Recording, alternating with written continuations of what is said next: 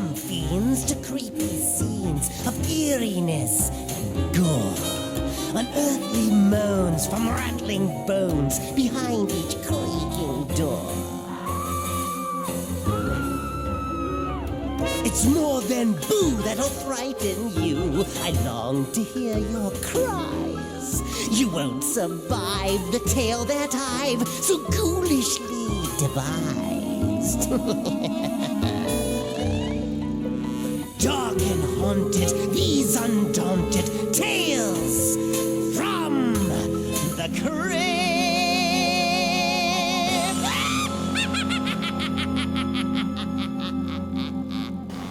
Good evening, boils and ghouls, and welcome back to the Crypt. Or the show, because I make my stupid Crypt Keeper impersonations. Anyway, if you've been watching the series, hopefully, I guess you can start here if you want, numbers 20 through 11. But I'm working my way through my personal, I'm not a voted on or anything. These are just my picks of the top 40 Tales from the Crypt episodes. Everybody knows Tales from the Crypt. If you don't, check it out. You can find all the episodes on YouTube. There's also a DVD set you can get. I believe it's pretty cheap. I think I got mine for like $35. I don't know what it runs now, but got all 7 seasons of the HBO show, 93 episodes. So we're doing a top 40, so we're not even covering half of them. See, when I started this, I didn't realize I was breaking this into 4 parts, but I realized time-wise, this would have been like a maybe 5 or 6 hour video. Because hopefully you guys are enjoying that I'm including the Crypt Keeper segments in this. Of course, everybody's favorite parts of these. I mean, the stories are good too, obviously. I'm ranking them based on stories, not Crypt Keeper segment. Otherwise, one that's on here today will be number 1 because it's my all-time favorite. Well, actually, my all-time favorite Crypt Keeper segment was actually number 40 on my list. If you go back and watch that one, the very first one of these. Anyway, I talk about all 90s on this channel, but I do bonus episodes, and my idea was the top 40 Tales from the Crypt. So anyway, it's supposed to be 1 bonus episode. I decided to split it into 2, and then I was like, that's still too long, so we get 4. Anyway, sorry for the long intro there. This week, like I said, we're going through episodes number 20 through 11. And like I said, if you get a chance to get that DVD, get it. It's got some great bonus features on it. It's got some basic like rundown of the history from the comic books to the TV show. And of course there was 3 Tales from the Crypt movies. Well, actually 4, but people only claimed 3. There was the British one from the 70s. And I guess 5 because there was a sequel to that, Vault of Horror, which was actually part of the EC Comics where Tales from the Crypt came from. The Vault Keeper is another character. But yeah, the Vault of Horror was another British movie from the 70s. And then we got Tales from the Crypt Demon Knight, which is a really great movie. Bordello of Blood it's kind of, it's camp, I guess is the word you could use for it. Some people like it, some people don't. But the one that nobody really likes is Tales from the Crypt Ritual. It's like some voodoo movie that they just shoehorn the Crypt Keeper into. Excuse me, my voice is going already. But the Crypt Keeper segments in it are horrible. Like, he already looks like a dead zombie. This looks like the Crypt Keeper has somehow rotted even more. But not in like a good way. Like, it's just, I can't explain it. He's got some fake Jamaican accent, like trying to be the Crypt. I don't know. I don't know with that movie. That one is Tales from the Crypt Ritual. If you're like me and a big horror fan, that's the Creep Show 3 of Tales from the Crypt. If you get that reference. Maybe I'll do my favorite Creep Show stories sometime next year of the movie. The TV show, I've only seen the episodes once. So it's hard to like pick a favorite there. Anyway, that does tie into Tales from the Crypt. Creep Show, if you don't know, is Stephen King and George Romero, based on Stephen King's and George Romero's love of the EC Comics. Is basically where they got their love for horror to begin with. So and influenced a lot of people. But enough of the backstory. You're here for the episodes. What I'm going to do is I'll throw to the intro, and then I'll explain the story. I'm reading out of my complete EC archives here. Got all the Tales from the Crypt episodes, comic books, pretty much everything in it. But pick this book up if you can. By the way, it's got a if you can see, there's a full actual comic book in it. By the way, you can get the actual EC Archives volume by volume. I got volume 3, 1, 2, and 3. I'm working my way through them. I hope I get the whole EC collection. Not that expensive. They run from like $10 to $20, and you get, I think, 4 full comic books, full color in here. But in the books anyway. Find them on Amazon. Enough with the promotions. I'm not selling anything. I'm going to read a short description. I got Wikipedia just to make, for some extra stuff about it. I'm not like, I don't rely on them for anything. In fact, I found 2 errors on here because this is all based on like research from the actual books. So I believe this over Wikipedia. But anyway, it's 19th episode overall. That's why I got confused there. But our episode number 20 on my list is up next. So let's give the intro.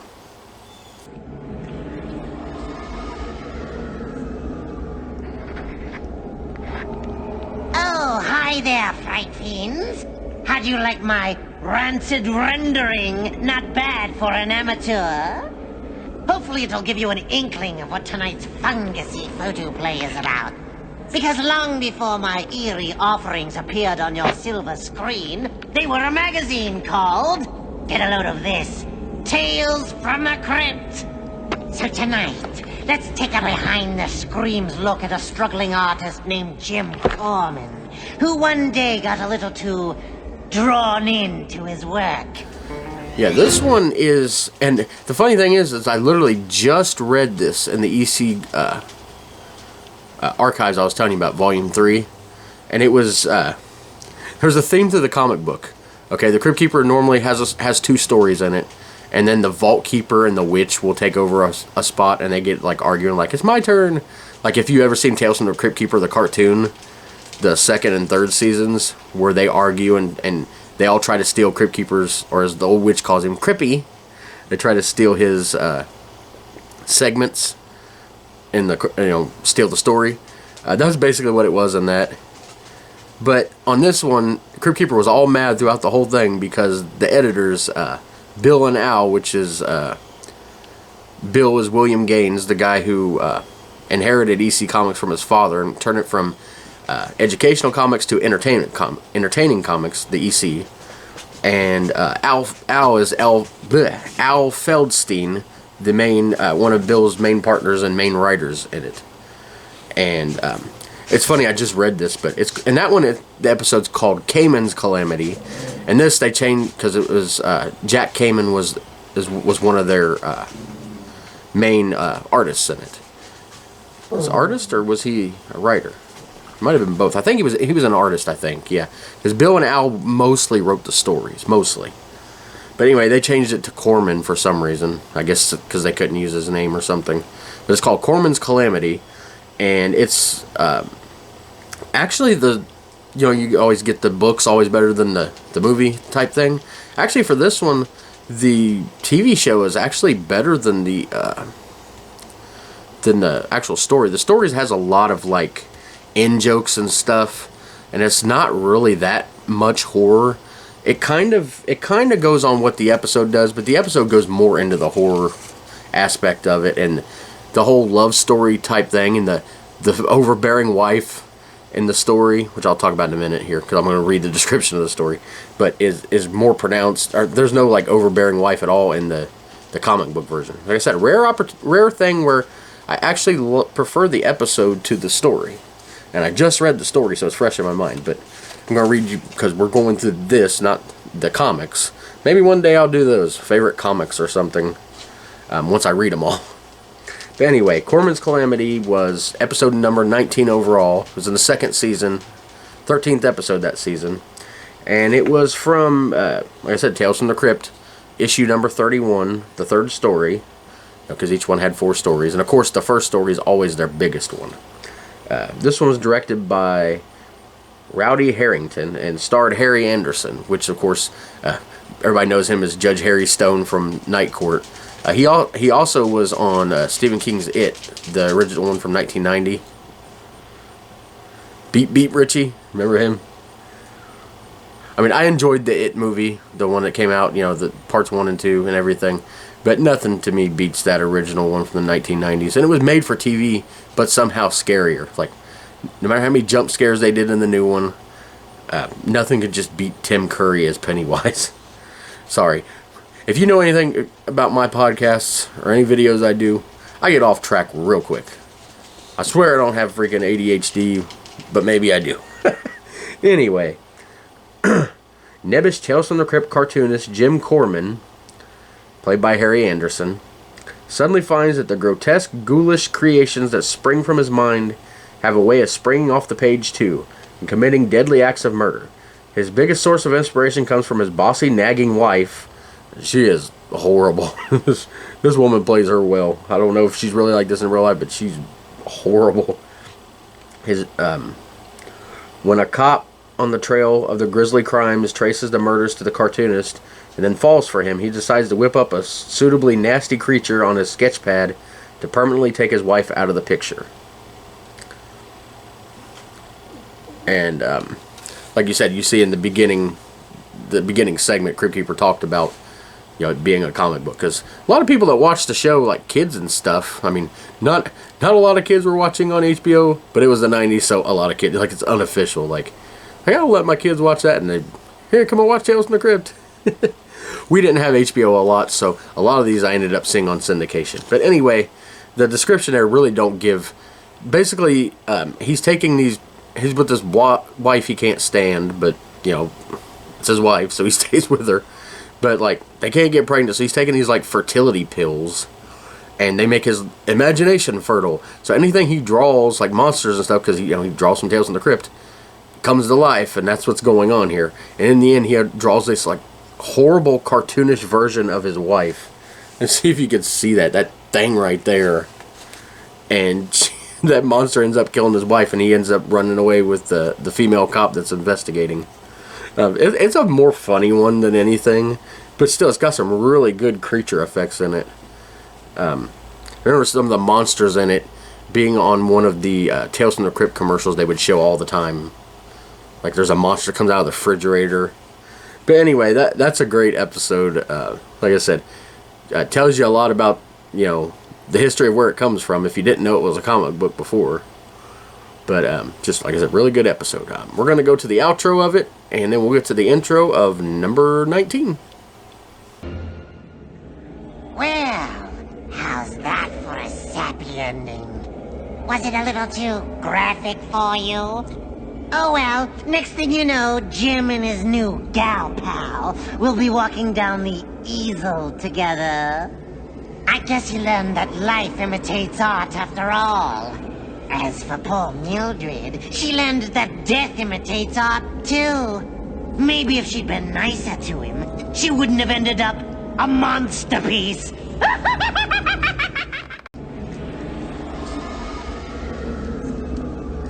Good evening, Fear fans. You're just in time.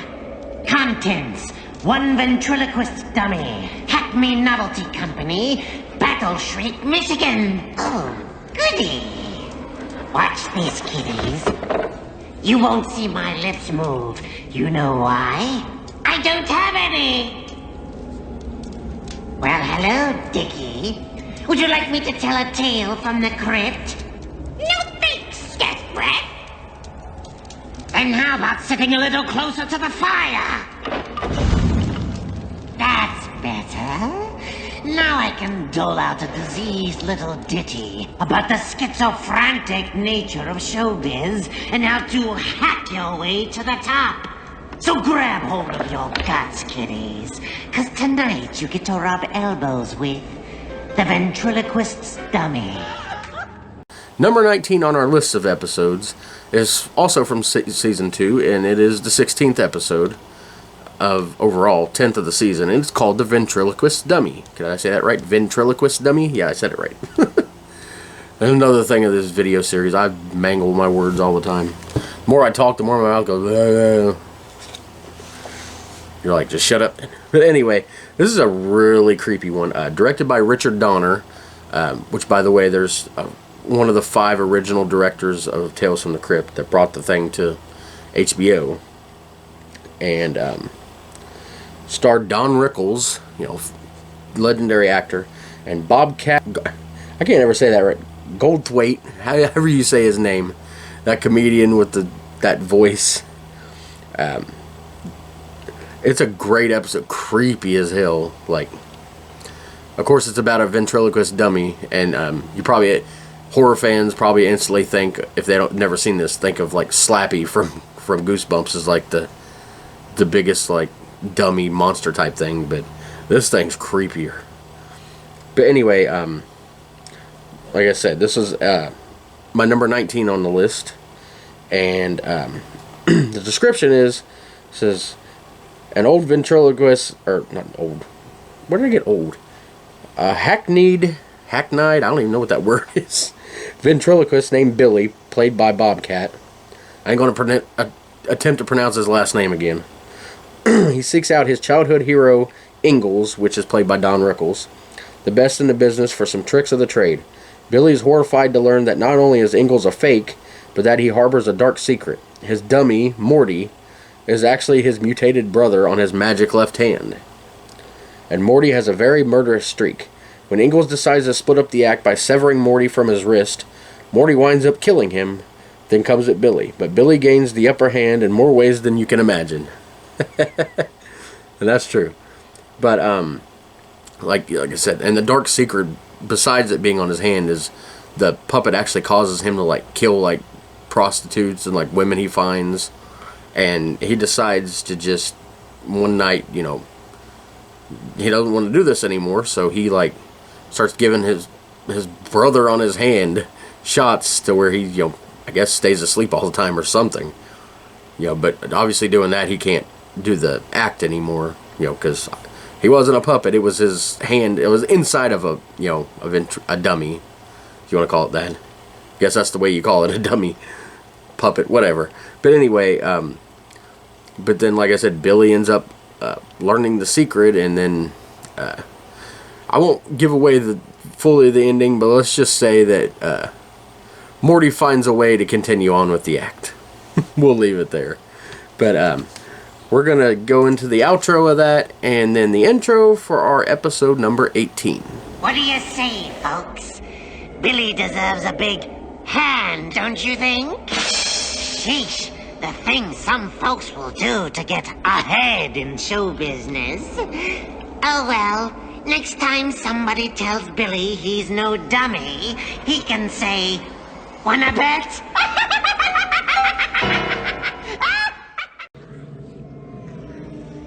Before I get to tonight's terror tale, I'd like to introduce you to my pet, Peeves. He has a terror tale of his own. Tonight's skin-pimpling story is about a couple with their own pet peeves. I call this chunk of chilling charnel chatter collection completed. Number 18 is from the very first season. And if you notice, the intros from the very first season and the outros of the Crypt Keeper, very sparse. It's normally just him and his like brown hooded thing, which by the way is kind of a throwback to the 70s Tales from the Crypt movie, which the Crypt Keeper in that was just like some old guy that was telling the tales. I say some old guy. It was. Stop, guys. Crypt Keeper's not at the door. His name was Sir Ralph Richardson. He was a British actor. And I just say some old guy because it's not the Crypt Keeper everybody thinks of. But he's still the Crypt Keeper. But anyway, he wore this like brown, it looked like almost like a monk, a brown hooded like robe, I guess you'd call it. But anyway, Crypt Keeper basically wears that throughout. He doesn't start really with the wardrobe stuff. I mean, obviously, one of them you'll see he plays Santa Claus, but the first season was just basically a test. It was only 6 episodes. And our number... I always forget what number we're on here. We're on number 18. 18th episode comes from the very last episode of Season 1. It's called Collection Completed. And if you thought Corman's Calamity was like camp and kind of a funny version of horror, you ain't seen nothing yet if you haven't seen this one. This one is insane. It's a great episode. Directed by Mary Lambert, which most people know that she directed Pet Sematary 1 and 2. Obviously, Pet Sematary is one of the all-time classic movies of all time. By the way, I forgot to tell you the last episode was from the Tales from the Crypt comic book. Because, see, if you don't know, not all of these come from the Tales from the Crypt comic book. It's from the EC horror line. But some come from their crime comic books. And some, they have crime suspense stories, shock suspense stories. This one happens to come from the Vault of Horror, of course, hosted by the Vault Keeper. Issue number 25. And it stars Emmett Walsh, a classic actor there. But the story says Pet Sematary director Lambert returns to the Call of the Wild. I never even put that together, that she was in it, and this one heavily featured cats. That's funny. Don't worry, no dead cats in this one. Nobody actually even coming back from the dead. After 47 years of work, a grumpy tool salesman, Jonas, played by Walsh, has a difficult time settling into retirement.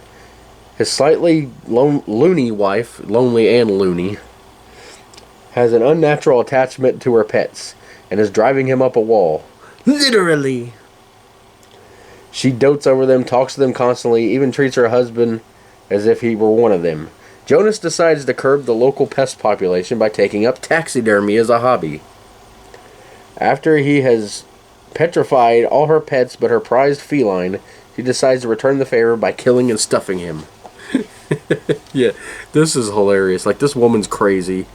Her husband goes to work, like, for, like I said, past 47 years, so, she starts collecting all these stray animals, and they become her friends, and it goes even beyond that, like, because he's retired now, and he's home, but all these animals are still around, and he don't like animals at all. But she's going to make breakfast, and she's frying up the steak. He's like, "Oh, this is the good life. I'm gonna get some steak." And then she gives him some old Raisin Bran and gives the steak to the freaking animals, and he's going nuts over it. And he finally just snaps and starts, like I said, taxidermying her animals, and then she snaps and does the same thing to him, and he's just, you can see this picture, he's sitting there stuffed in the living room. This one is insane. Like, the music in it is so good too. It's funny and creepy and just completely adds to it. I swear in modern shows they just put this poppy crap music on. Yes, I somehow shoehorned my hatred of modern day music into Tales from the Crypt. But it's always playing in the background of TV shows and just adds nothing. Especially, you always know you're at the end of an episode of a TV show that came out after the 2000s, when some crappy song starts to play at the end. It's like, oh, we're getting to the end now. But anyway, music can actually add and supplement to a TV show, and this is how you do it. Not just playing some pop crap song, or it'll be some remake song. Sorry, I'll get off my soapbox on that one. And we'll get to our next episode. We'll see the outro for this, obviously, first. But we'll be getting to number 17. I guess Jonas learned that a hobby can be very self-fulfilling, as long as you're not too stuffy about it. So until next time, I want all of you to sit, stay, play dead. Good boy.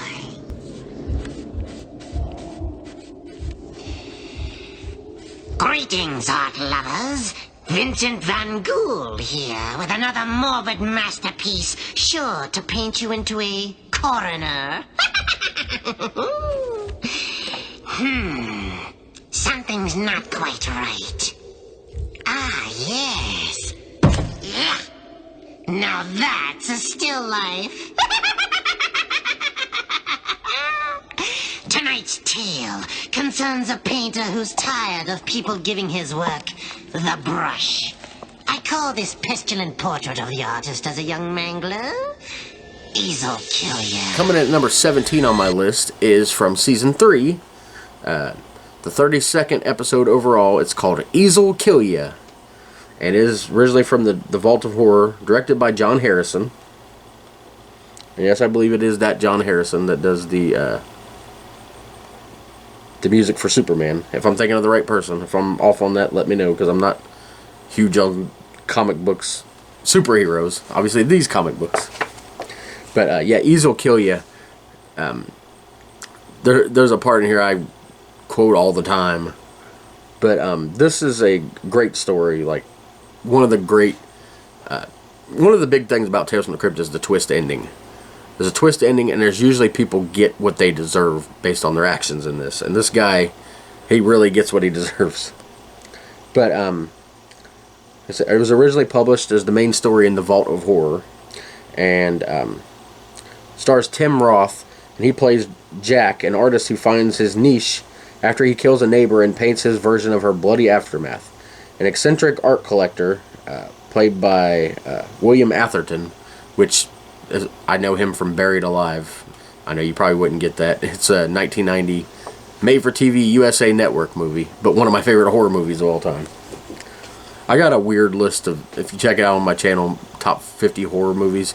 A lot of them on there, you're like, what the heck is this? I didn't even heard of this. Why is this so far up the list? Anyway, he plays this eccentric art collector, and he commissions him to paint Jack to paint more of the same, but Jack gives up art for the sake of a new love. When she's the victim of a hit-and-run accident, he decides to murder a man in the hospital parking lot and whip up one more twisted work to pay for the operation that can save her life. Alas, the only one who could perform it was the very man he murdered. So yeah, a lot of twists in this one. He meets her, they're both like recovering alcoholics, and you know, he's not drinking anymore. He's trying to get his like failing art career off the ground. You know, he's about to lose his apartment. He lost his agent and everything. But like I said, he accidentally kills his neighbor or his landlord first. Sorry, looking. Yeah, it was the neighbor downstairs. And that's the part that always sticks in my head. Because he's listening to the song and says, bang your head until you're dead, bang your head until you're red. Well, he banged his head with a flower pot because he wouldn't shut the music off. He was trying to paint. He didn't even mean to do it. It was just like rage, and then the guy died, and he ended up painting it, and then he ended up doing the same thing to his landlord that was trying to get him out. He ended up killing her. And anyway, he sold it to this guy that buys this weird stuff, and started getting more money and everything, and he's fallen in love with this girl he met at like this I think it was an AA meeting. And she ends up finding like blood and stuff like from where he did this, and then he's trying to explain, but she runs off, and she runs down and gets hit by a car, and then goes to the hospital. And the only way surgery that can save her is like this expensive surgery. I guess she either didn't have insurance or didn't cover it. So he goes off. He'd stopped doing these paintings, but he found a way to make the money. So he just kills the first person he runs into in the hospital parking lot. And of course, it just so happens to be that was the surgeon that was coming there specifically to save her. So, and at the end, he has to watch her die because the surgeon's dead, and the police come up to him like, aren't you a... Because he left some of his paint stuff behind. So yeah, not only is she dead, he's going to prison. Probably going to death penalty. Like I said, Crypt Keeper, a lot of twists, and they get what they deserve. But we'll head to the outro, and then we will get into number 16. Well, Sharon's croaking is sure to leave a very bad taste on Jack's palate. What a shame she turned into such a Mona Lisa. Kiddies, some artists prefer watercolors, others prefer oils. But me? I prefer finger painting.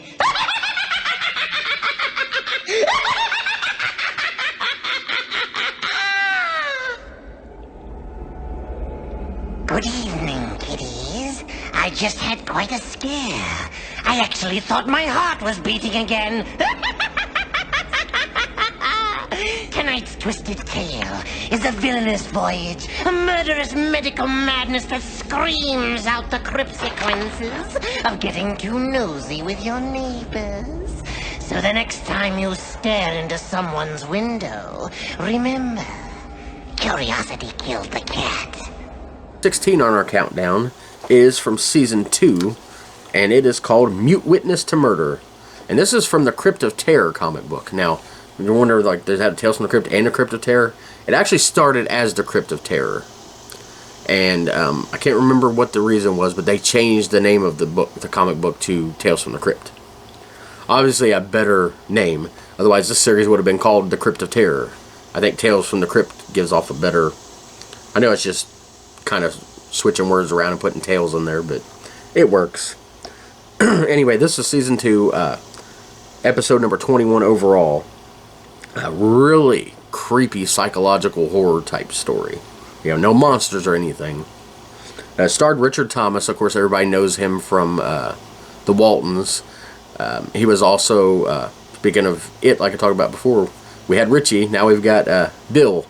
The original Bill from, from It from 1990. Obviously the adult Bill. I know him, of course, me with my obscure references. I know him most as playing Hank Williams Jr. in the Living Proof Hank Williams Jr. story from 1983. It's weird to think that he came out with a biography, like a movie based on his life, and Hank Williams Jr. came with an autobiography in 1983, and that was even before he really became like a household name. But I mean, by then he'd been performing for years, you know, doing his dad's stuff, and that was when he started to take off on his own. Yeah, this is not Hank Williams Jr. This is Tales from the Crypt. I'm sorry again. We're all over the place. Anyway, I'll just explain where I knew him from. Anyway, I'll get the description on this one. Mute Witness to Murder. On the evening of her anniversary, a woman accidentally witnesses a neighbor, which is Richard Thomas, murder his wife. The shock of the incident leaves her literally speechless, and she winds up committed to a hospital. To her horror, she discovers that her doctor is the same man she witnessed commit the crime. His name is Dr. Trask in this. The doctor keeps her sedated and tortures her mentally, all the while keeping her husband in the dark about everything. When the woman finally starts to get through to her husband, the doctor is forced to eliminate him. She finally regains her... Shut up! Got the door open because it's such a nice day and the dogs are going nuts. Anyway, she finally regains her voice, as well as the will to retaliate, ultimately leaving the evil doctor to die slowly after he accidentally pops something fatal instead of one of his stress pills, because he has like these heart problems. But yeah, she's seen him murder his wife, and then across the, you know, they've lived in these like, you know, apartment buildings, like, you know, 20, 30 stories, whatever. Anyway, he's the doctor that gets called to come, of course, because it's Tales from the Crypt. But yeah, just he's evil. Obviously, he murdered his wife. You know, he's gonna keep. You know, she ain't saying anything, which is lucky for him. But keeps her committed, just, you know, to make sure it keeps her sedated so she can't, you know, regain her voice. She finally does, and then the whole mute witness to murder and the whole mute part of it comes around in a twist, of course, in that he's laying there dying, and she could save him by saying something, but she's like, oh, I can't talk. And he just dies. So, you know, she don't even do it. Well, I mean, I guess technically she does. But anyway, yeah, like I said, he ends up getting what's coming to him. Definitely. But we're going to head to the outro for that, and then we're going to get to number 15. Where's Houdini when you need him? Well, that was quite a scream, wasn't it, kids? And what a surprise for poor Dr. Trask. There's a villain with a heart. A cat, that is. Just when he thought he was going to silence Susan forever, she walked all over him. I suppose you're wondering what became of Susan. If you give me a scream, I might just tell you. Are you alone tonight? Well, consider yourself lucky. There could be two of you, and imagine what a frightmare that could be. Just a reflection. Not so for tonight's stars, Frank and Eddie, two brothers who are touchingly close. When a woman tries to come between them, she finds herself caught in a tangled web of jealousy and intrigue. I think you'll find it a twinning combination. So without further ado, I bring you my brother's keeper. Number 15 this week is, well, this week, like I'm doing this once a week. Number 15 on my list is called My Brother's Keeper. And it is actually 2 episodes after our last one in the order from season 2, episode overall number 23. And it was from Shock Suspense Stories, another one of the EC comic books. Obviously, these are more like shocking stories. They're not all horror. And as you can see with that last one, that one wasn't horror. But anyway, this one is a really creepy one. And kind of funny in parts, too. Directed by Peter Seaman. Make your jokes here. Kind Frank and obnoxious Eddie are Siamese twins. Frank won't agree to an operation that would sever them because he fears being lonely, so Eddie decides to trick him by getting him to fall for a sweet girl named Marie, which, by the way, was a prostitute that he hired to play this sweet girl. He hopes Frank will sign for the operation after she suddenly dumps him. When Marie realizes she actually does love Frank, Eddie murders her in a fit of rage because she convinced him to not have the operation because it might, it might kill him or something. So, and of course, Eddie snaps and kills her.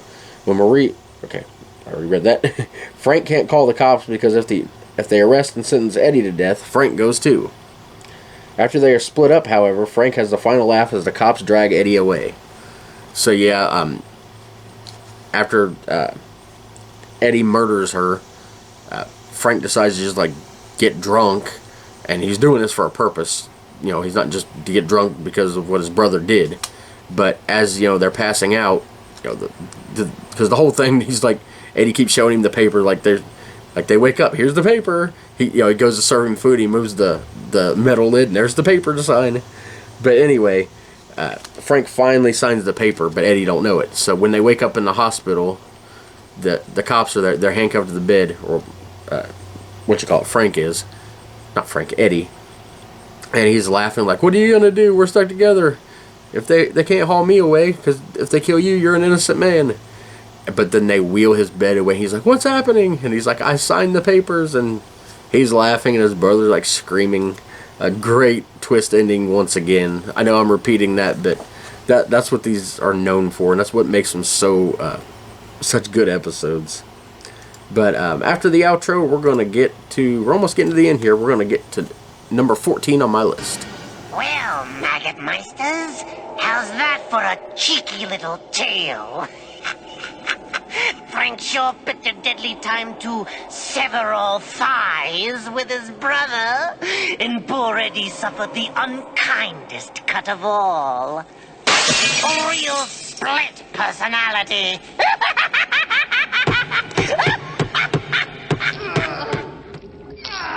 Next time I book a table for 8 o'clock, Wolfgang, I expect to be seated at 8 o'clock.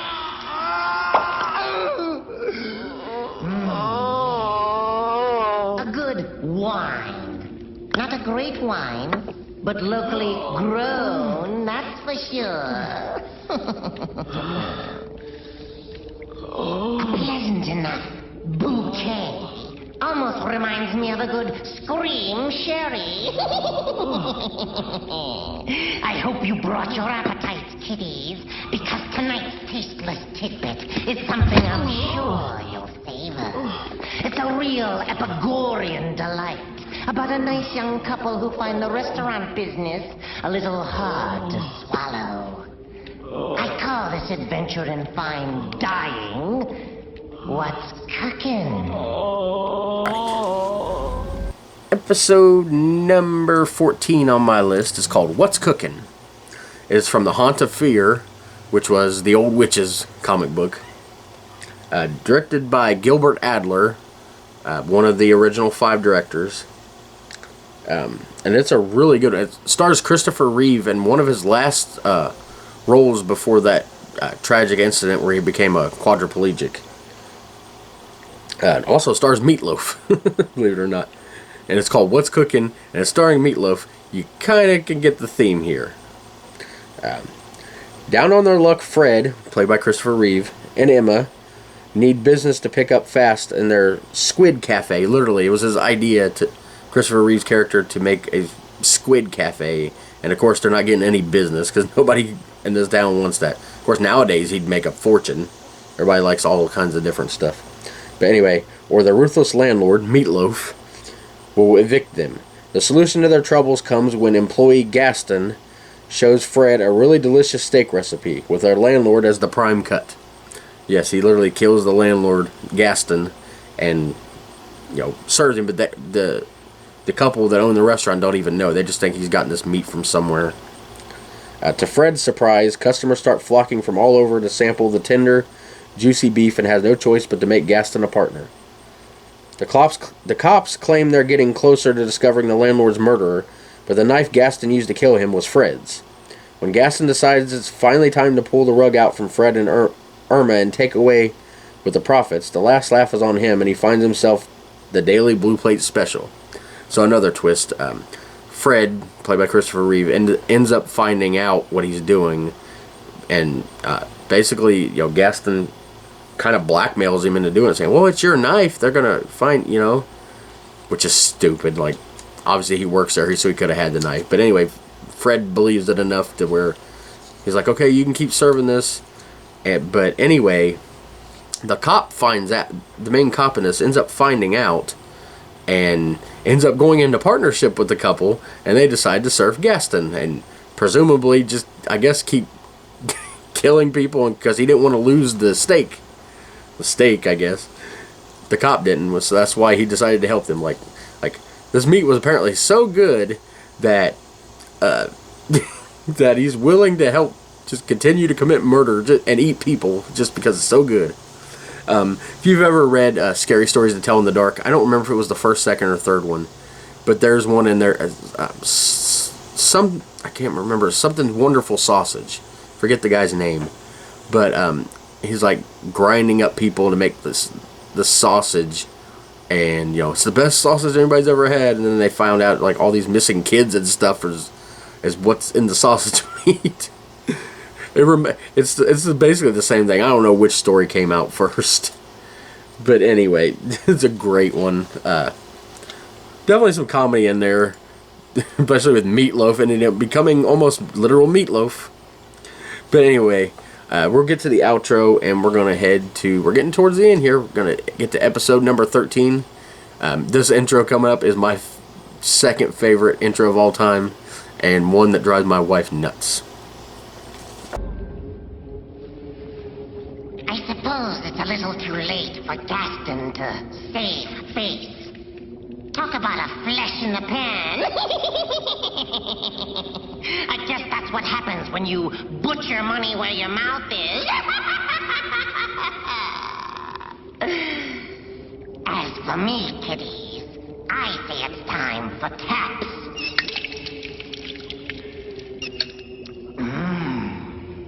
Till next time, restaurateur in peace.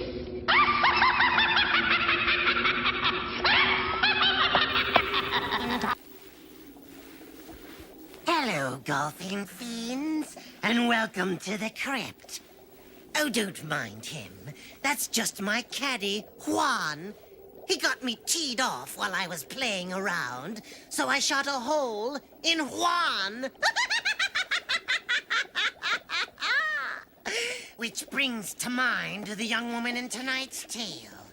She's also playing around, except that her game isn't golf. It's love. I call this disgusting drama spoiled. Yeah, episode number 13 on my list comes from season 3. Episode 37 overall. It's called Spoiled, from The Haunt of Fear. And you see the intro, and the reason it drives my wife nuts is because that Caddy Juan joke he tells, I tell all the time. And it's my favorite joke of all time. Which makes it my second favorite intro. My first one, by the way, was number 40, where the Crypt Keeper plays Forrest Gump. But yeah, this episode is like over the top, like, and meant to be. A lot of these a lot of these are over the top, but they're not done in a way just like they're overacted. This one's meant to be. This is meant to be like this like daytime soap opera type thing. But the description for it is: Janet is the romance-starved wife of a doctor obsessed with his work. He avoids her every advance, and she retreats into soap operas. One day, she misses a crucial moment because the TV's on the fritz. She signs up for cable, and immediately falls for Abel. It's Abel. Remember, I'm Abel with the cable. There's so many puns in this. When the doc realizes they're having an affair, he makes them part of his experiment. So yeah, you got this doctor that's like doing this experiment, which turns out trying to save lives, but he ends up twisting it around because she calls the cable guy to install cable, and at one point he puts on the TV and Tales from the Crypt comes on, and the doctor's like, turn this crap off. It's like immediately establishing himself as the bad guy if you didn't already think he was. Like, you're calling this show crap? But anyway, there's so many like sexual innuendos, like it's like the male end goes into the female end, and just they go so heavy on it. It's so cheesy, but it's hilarious. But yeah, they end up sleeping together, and see, the doctor works down in the basement, and he turns this like red light on when he goes down so he won't be disturbed. So she's like, and they're like doing it on the couch. They couldn't even go upstairs where he could like hide. But it's like, oh, it's okay as long as the red light's on, we're fine. Well, they fall asleep on the couch, and he ends up running up the stairs because he finally because he's working on doing an experiment on a rabbit. He'd like finally gotten what he wanted done, and he was running up to tell his wife. And that was another part of it, is like he's constantly ignoring his wife because he was doing his research, and she was bored and lonely, obviously.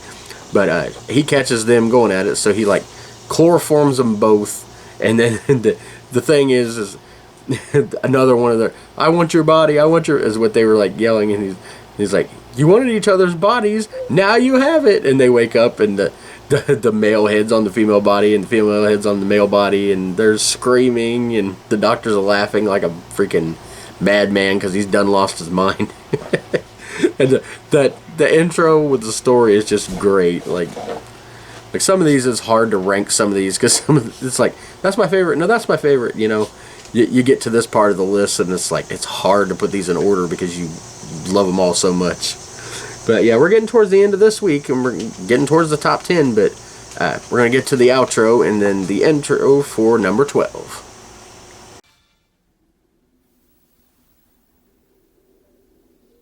Well, looks like Janet and Abel have become rather attached.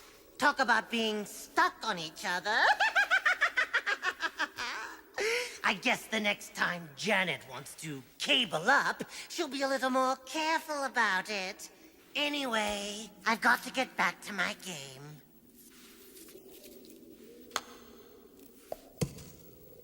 What do you know? Pa for the corpse.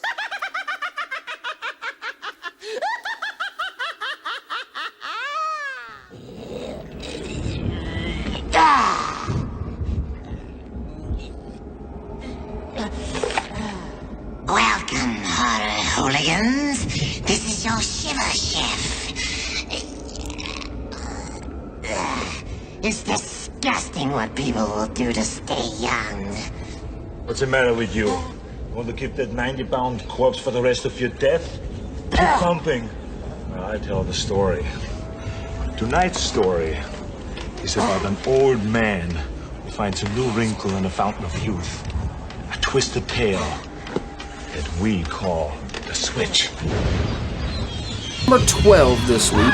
As you've seen by the intro there, that was Arnold Schwarzenegger, and he was actually the director on this. They got a lot of big-name actors that would come in as guest directors, like Tom Hanks was on on the last episode. Not the last episode here, but my last episode. But yeah, this one's called The Switch. And as you see, it didn't, well, as you see, if you watch the episode, Arnold Schwarzenegger's not actually in the episode. He just directed.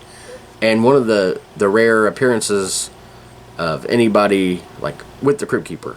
There's one with Whoopi Goldberg, and a few others, but mostly it's just Crypt Keeper, so, it's a real special deal here. This was originally in Tales from the Crypt, the comic book. And the story is an old millionaire played by William Hickey, which his voice is just like, you know it's him. He also played in Tales from the Dark Side, the movie. The Cat from Hell, which was a story written by Stephen King. Anyway, he wants badly to win over the heart of a radiant young beauty, and so he takes the drastic measure of plastic surgery to turn himself young again for a price. He changes faces with a handsome young stud named Hans, but that's not enough for his love, and he eventually spends his entire fortune to exchange bodies with the young man, only to learn that all his true love ever wanted was money and security, which he already had. Which Hans, though old in appearance, now has, because the guy he switched bodies with, Hans, ended up getting his old body, but of course got paid by this crazy doctor that did the whole operation.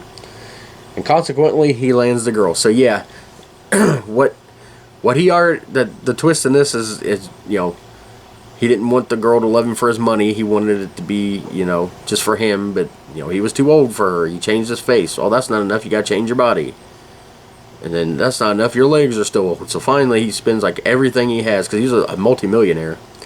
Spends every last dime he has to give up his mansion and his butler. And he ends up going to, you know, finally got the body you want. She's gone from the apartment. She ends up moving in with Hans, who now has his butler too, and all his money. You know, so, you know, you feel bad for the guy, because the guy's not a bad guy. He really just wanted her to love him for him. But, you know, it's kind of like, you know, I don't know. I kind of feel bad for the, you know, him in this, because he didn't really get what he deserved. He was, you know, anyway, I feel bad for the poor old guy. The literally poor old guy now. But anyway, we're going to get to the last one in this episode number 11 this week. And we'll get to the outro for this and the intro for that. Poor Carlton. Looks like he blew it. But no pain, no gain. I like a body that's nice and strong. It's your lucky day, fella. We want to pump you up.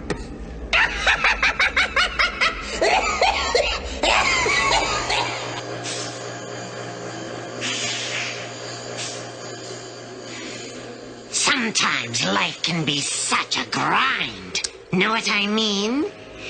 That's why I like to get out every now and then and swing a little. So much for his family tree.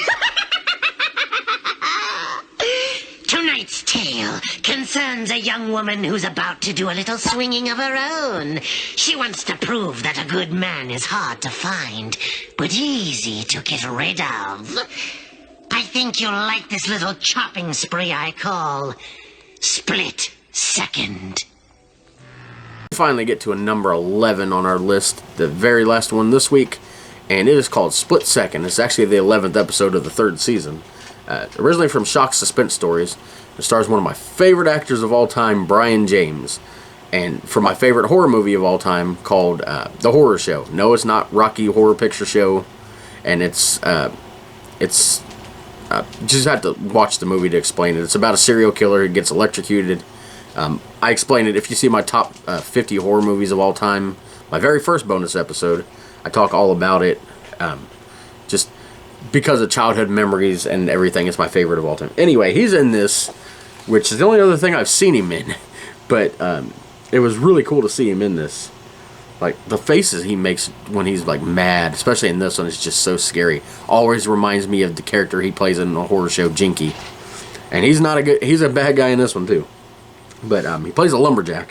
It says, when lumberjack foreman Dixon, which is Brian James, weds sexy bored barmaid Liz, he becomes a jealous husband even though she's constantly teasing the boys.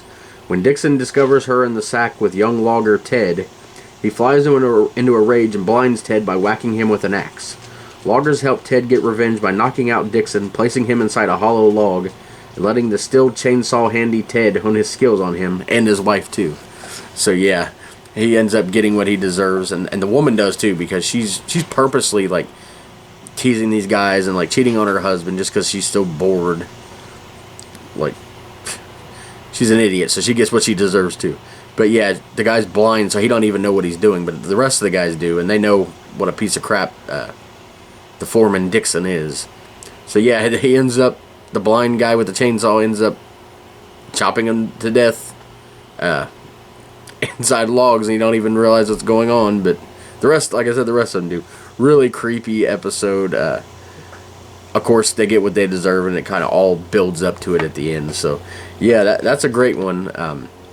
And we're at the end of the countdown this week, and from here we got next week, next Friday coming out will be the top 10 my favorite Tales from the Crypt episodes.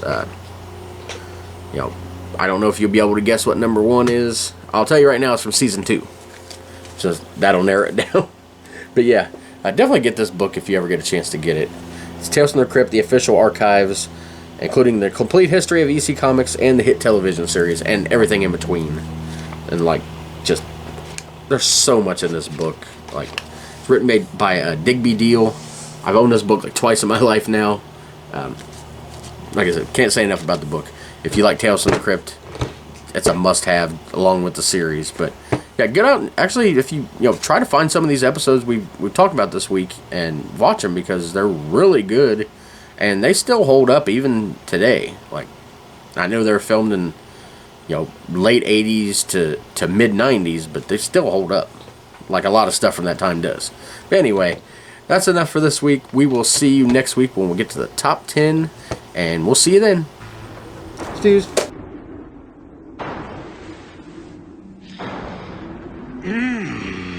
Now that's what I call sushi roll.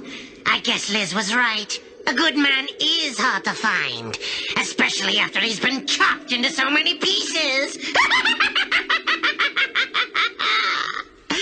Well, kiddies, I've got a little chopping to do of my own. It's my producer's birthday. He's always wanted final cut, and that's exactly what he's getting.